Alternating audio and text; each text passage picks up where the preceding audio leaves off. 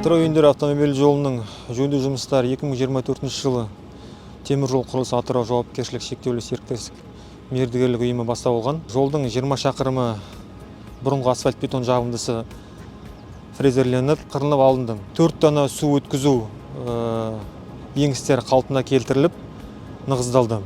Жолдың 18 шақырымында қалыңдығы 25 см болатын асфальт бетон рестайлинг арқылы әдісімен төселіп, тығыздалып, 18 шақырым жолы қалыңдығы 6 см ірі түйіршілікті ыстық асфальт төселіп, төменгі қабаты төселді.